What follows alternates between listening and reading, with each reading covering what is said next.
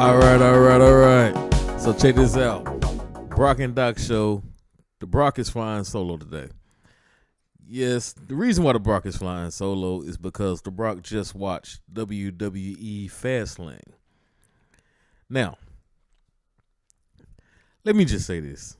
The Brock is a big wrestling fan, and the Brock's had the WWE Network from pretty much day one, and I guess this was the last day because when I went on to WWE Network, I was redirected to Peacock. Even though they had been advertising that it would be streaming on both WWE Network and Peacock. Well, that was false. And let's be real, WWE is good for false advertisement.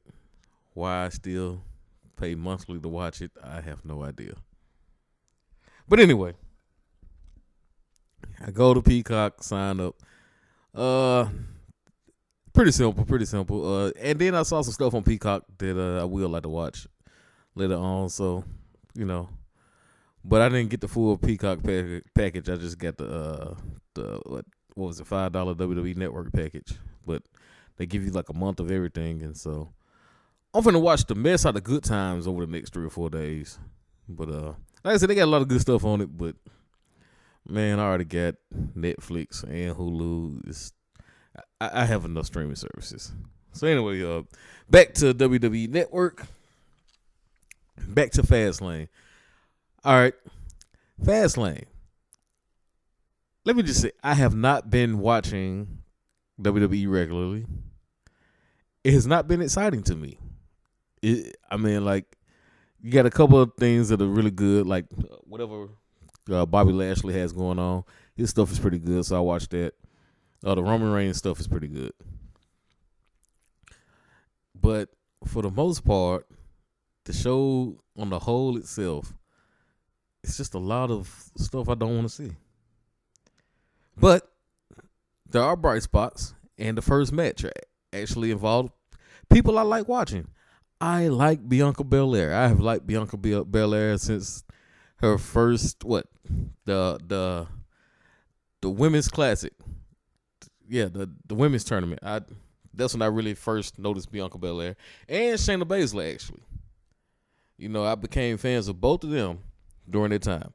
And so the first match we have is Sasha Banks, Bianca Belair versus Nia Jax, Shayna Baszler for the tag team champions. Now, Shayna and Nia come out original. So it starts with both teams arguing. And now I'm still trying to figure out why they have Sasha and Bianca teaming, but I found out at the end of the match why. But we'll get to that. So it starts off, Nia and Shayna, doubling up on Bianca, getting the heat on Bianca. They're beating down Bianca. Bianca makes the hot tag, gets Sasha in there, and then once again, a reason why I love Bianca Belair. She hits a beautiful 450 splash. Then, Reginald gets involved. Sasha jumps on Reginald.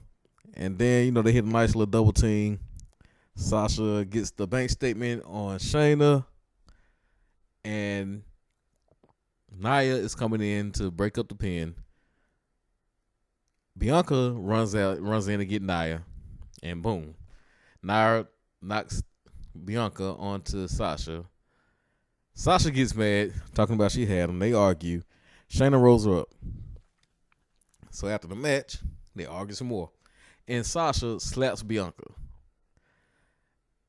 And Bianca doesn't fight back. It's like, you just got slapped. Now, I understand you got a match coming up, but here's the thing, WWE. You can't just have people slapping people with no reaction, especially in wrestling. Like, when you slap a wrestler, like, it's time to fight. You know what I'm saying? That's what they out there for. They there to fight. Especially when you slapping baby faces. But like I said, I guess it's more to build up some anger between the two going into their WrestleMania match. Sasha slaps her, calls her rookie, you made me lose, da-da-da-da-da. So I guess this is the Sasha heel turn. And like I said, Sasha versus Bianca, I'm expecting a good match. I can't wait for WrestleMania because, like I said, I've been a Bianca Belair fan from the jump, when I first saw her NXT. And so, I'm excited to see this match. This is one of the matches that I really want to see. I'm hoping that it's a Bianca win. Otherwise, it'll be, blah. Cause I'm sorry, but it's time for new blood. It really is.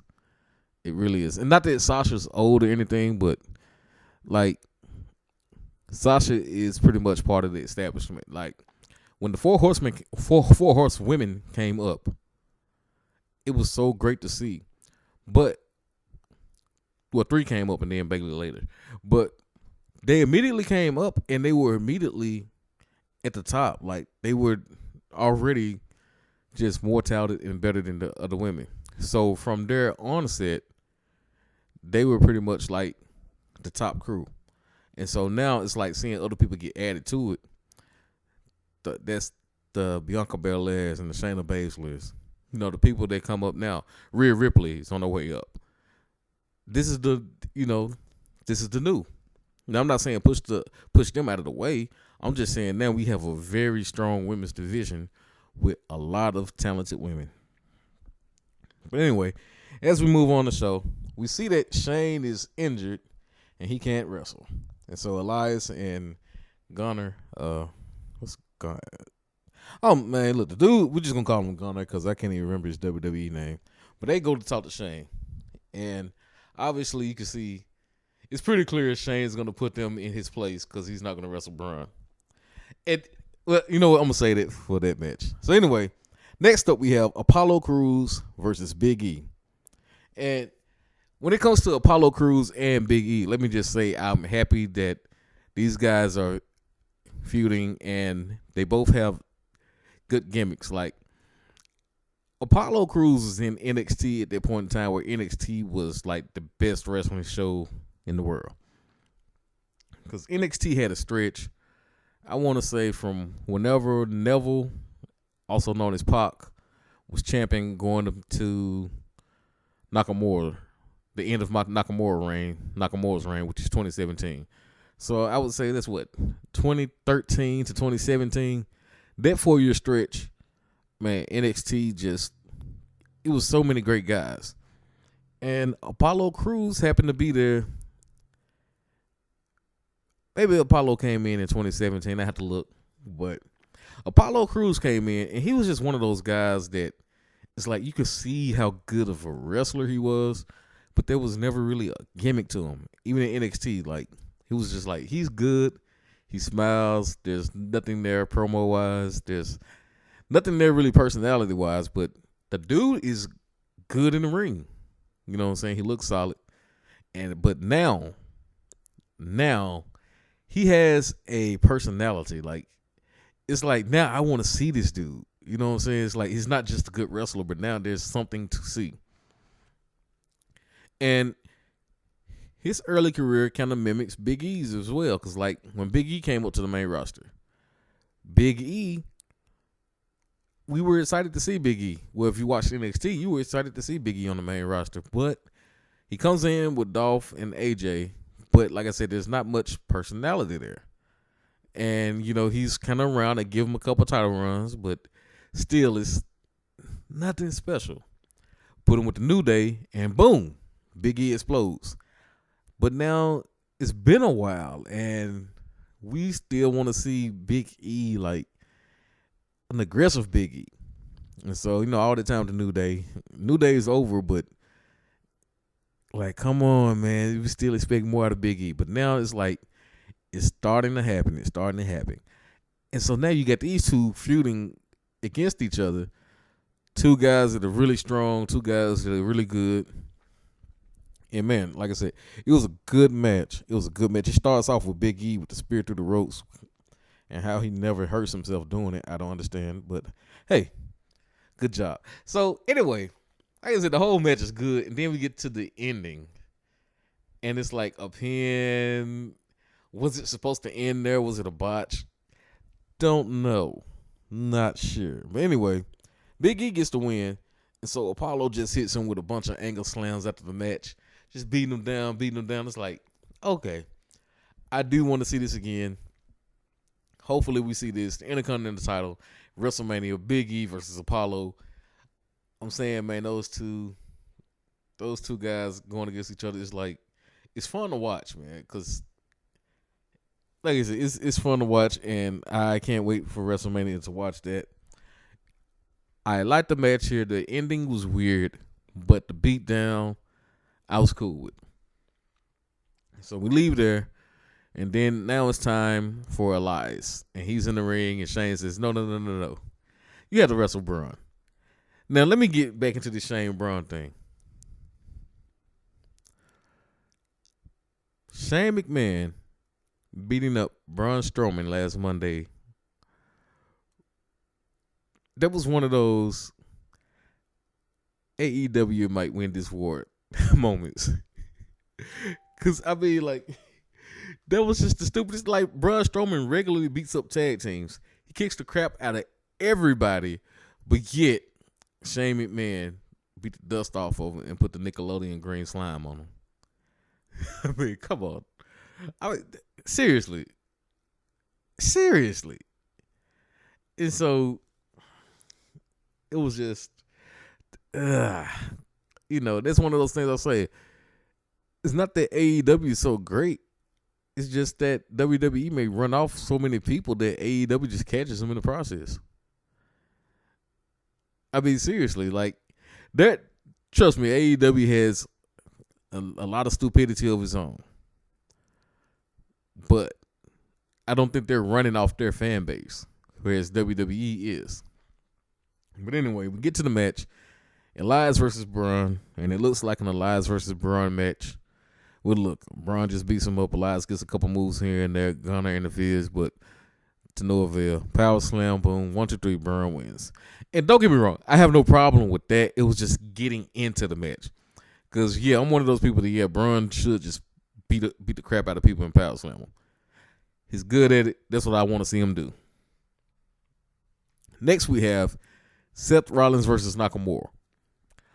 All right. Once again, going back to that stretch of time in NXT, I have not seen the NXT Nakamura on the main roster one time. As a matter of fact, the New Japan Nakamura, we have not seen in WWE at all. He toned it down for NXT, and I love this NXT work. And then when he gets on the main roster, it's really toned down. Like I said, I thought when he wrestled AJ a couple years ago at WrestleMania, he would win the belt and we would see the Nakamura that the Nakamura that watch New Japan people got accustomed to, or at least the Nakamura that NXT fans got accustomed to. But we have not seen that. All we've seen is this watered down version of Nakamura. Now, the match tonight with Seth was good, but I mean, most Seth Rollins matches are good. And so, they have a good match. Seth wins with the curb stomp. Really not too much to say about that match. It was a good match, but, just standard practice. All right, now we get into Drew McIntyre versus Sheamus. If you know me, I like watching just big guys brawl with each other like this. So now we got two big heavyweights. Two dudes that look like they can be world champion. Drew McIntyre comes out with his Braveheart paint on, ready to wrestle Sheamus. And like I said, we just got a fight. You know what I'm saying? They battling back and forth. Drew goes in the ring. He's getting weapons. And I just want to know, like, is there ever going to be an explanation of why there are kendo sticks under the ring? Like, if there are tools under the ring, I can understand, like, there's a hammer under the ring, there's a wrench. But why would kendo sticks just be under the ring? Like, do the wrestlers go before the pay-per-view comes on, like, hey, let me hide all my weapons under here? They tell the ring crew that, or they, this little ring crew got like $15. Hey, keep my kendo stick up under here. But anyway, they brawling bad. Dude, both of these guys are you just see the marks from all the chair shots, kendo sticks, and everything that they've done. So Drew hits the Claymore, and Drew wins. And now we're going to get into another big mean guy match because Drew has to wrestle Bobby Lashley for the title at WrestleMania. And speaking of Bobby Lashley, why is the world champion not on the show? And people used to complain about Brock not being on the show. But now the world champion is there every week, and they still don't put him on the show. And not only that, but Bobby Lashley, along with Roman Reigns, I can say Bobby Lashley even more. They're the best thing going in the company right now. Bobby Lashley should be on every show. I mean, the Hurt Business, he's been killing everybody since he's been with MVP. And just the Hurt Business is the best thing about Monday Night Raw, for sure. Like I said, Roman SmackDown, but Lashley Raw. And so just, I mean, let him beat the snot out of Miz one more time. Just get Bobby Lashley on the show. But anyway, Lashley versus Drew at WrestleMania. It's actually something I'm looking forward to. I kind of wish Bobby had won the title a couple months ago, have a little longer run. But either way, I mean, he's been dominant this whole time. And Lashley versus Drew, I will definitely enjoy that. Now, this next match. All the people that like the Firefly Funhouse match at WrestleMania between Bray Wyatt and John Cena, let me just say, I blame you for this. I blame you for this last year of Bray Wyatt. Bray Wyatt has to be the most talented person that sucks. It's not his fault he sucks. It's not his fault at all.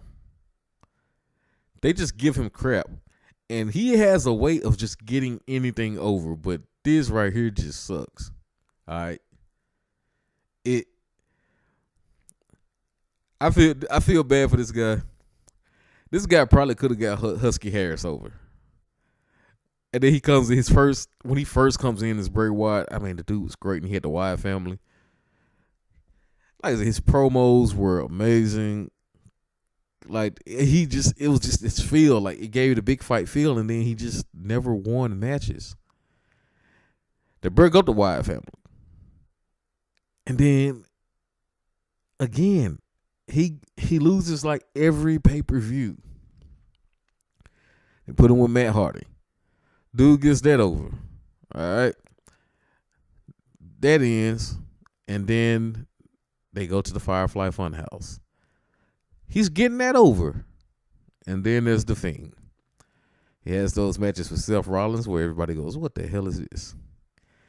And then he has other matches. And then they kill the guy cold when they have Goldberg beat him. That was just the dumbest thing. Like, they took this man's momentum. Well, really, it was just stupid putting the belt on Goldberg and beating this guy that you're, yeah. Like I said, this is another one of those things that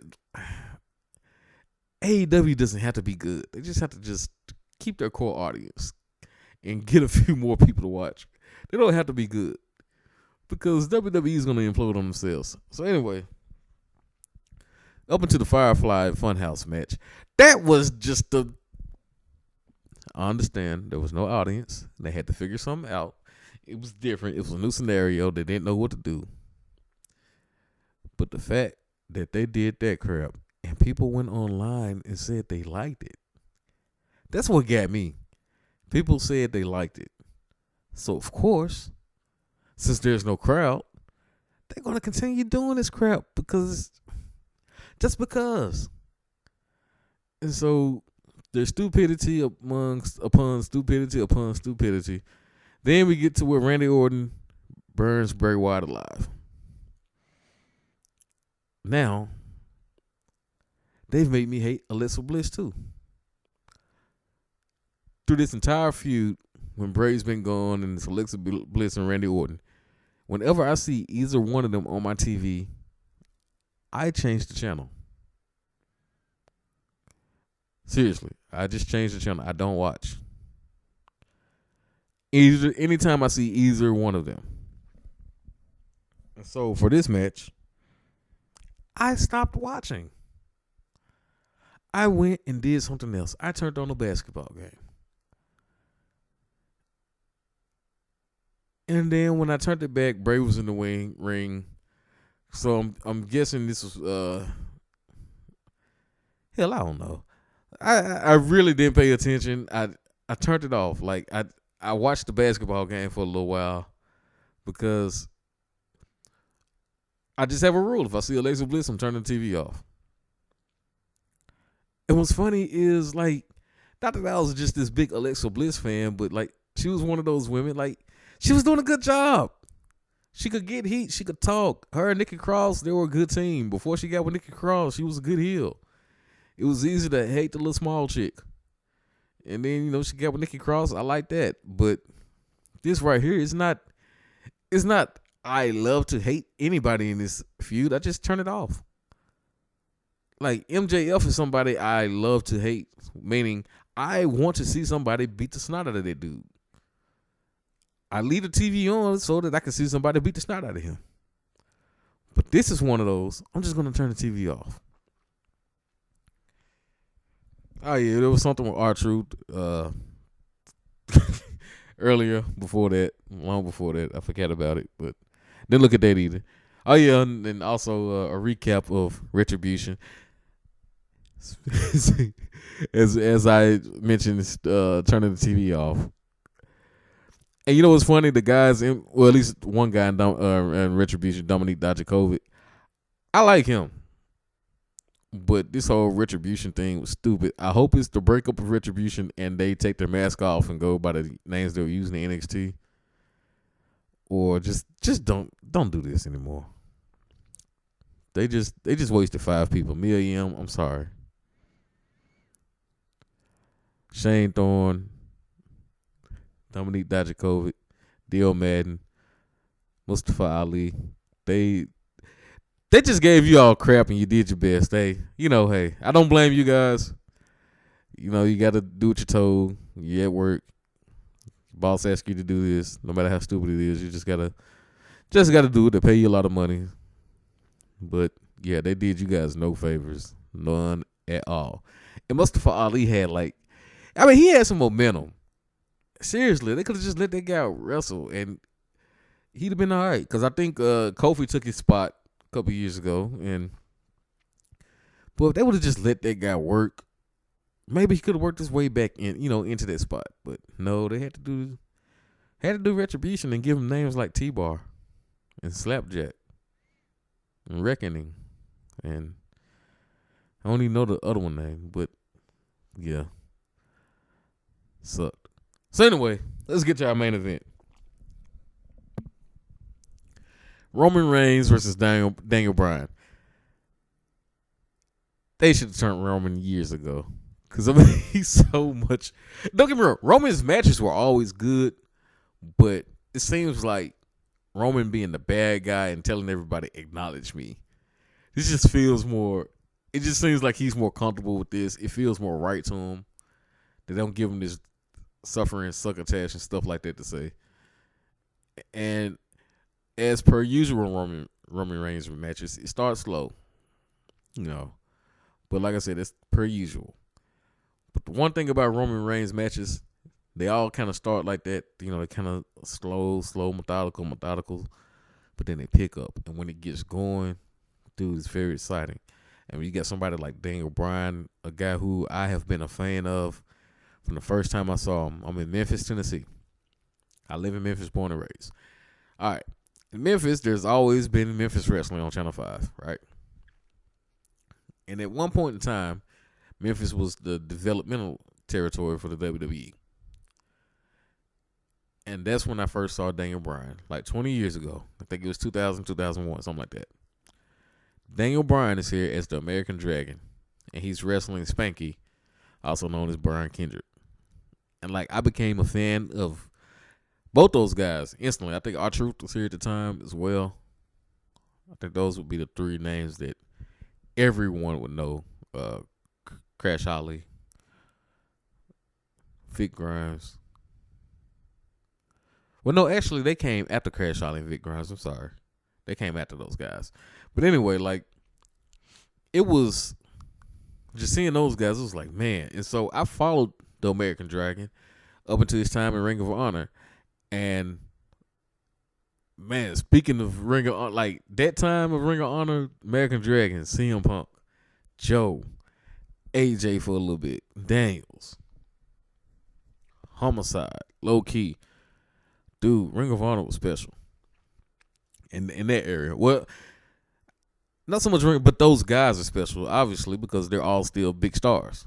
But anyway, this match with Roman Reigns and Bryan, it gets going. Bryan gets him in the list. Yes, lock. Roman gets out, ground and pound. They wrestle around some more. Bryan gets him in it again. All right. The ref is down. Edge is in the ring. Edge is reffing. And so, Roman's just in the yes lock. And he's been in it for a while. And then, of course, here comes Jey Uso. Super kick to Bryan. Super kick to Edge. Grabs a chair. Hits Bryan. No, I'm sorry. He hits. He's going to hit Bryan. I'm sorry. He's going to hit Bryan. Bryan gets out the way, gets the chair, gets rid of Uso. Bryan goes to hit Roman with the chair, hits Edge by accident. Yes, lock again. And this time, Roman finally taps. But Edge gets mad, smacks Bryan with the chair. Hits Roman with the chair. Hits Bryan with the chair again. And he's just flipped out like, this is mine. Edge is a better heel to me than he is a babyface. And I think this is the Edge turn. I hope it is, at least. And so now Edge is upset. He leaves the ring. Roman, just barely knowing what's going on, gets over to Bryan. 1, 2, 3. Roman Reigns is still your champion. I am kind of hoping that this is a triple threat match at WrestleMania. Bryan, Edge, and Roman. Now, they could go Bryan versus Uso, but I am hoping that this is a triple threat match. I'm hoping this is an Edge heel turn, and then we just have different dynamics. So my grade for this pay-per-view overall, I like Sasha and Bianca versus Nia and Shayna. I liked Apollo and Big E a lot. I like Drew and Sheamus. I like the main event. But if it's a pay-per-view and you make me turn it off, I'm serious. WrestleMania, look. Bray versus Randy, The Fiend versus Randy is going to be the first match or the last match. That way I can just I can either skip the first match or just cut it off when they come on and I have to worry about turning back on. Because dude, that sucks. It's horrible. It's awful. Good pay-per-view. Like I said, Braun and Elias was what it was. But seriously, stop making me watch stupidity. Everything you want to do with Bray Wyatt is pretty much stupid. I feel bad for the guy because he's obviously talented. He can talk. And it's like, I want to be a fan of him, but you keep doing stupid stuff with him. I like Randy Orton, but I turn the TV off as soon as I see him because I know he's going to be doing something stupid. I used to like Alexa Bliss, but I know she's going to be doing something stupid. Bray Wyatt has he just has all this talent, but you're going to make him do something stupid. Stop it. It tainted my view of the entire show. But if I can take that out of it, then it was a great show. And then you just have this stupidity next to the main event. Don't do that. Don't. Just stop. So I guess my word for the day, WWE, is just stop. Stop. Think about it. Hopefully with a live crowd, they just say we're never doing anything else cinematic again. We have a live crowd. There are people here. Let's not make the people sit through this. Let's give them action. So hopefully, the live crowd means the end of cinematic matches. Well, look, Brock and Doc, Brock flying solo. Will the Brock continue doing wrestling reviews? Don't know yet, but if the Brock does continue to do wrestling reviews, the Brock will be flying solo for those. But Brock and Doc will be back next time doing what Brock and Doc do. Peace out.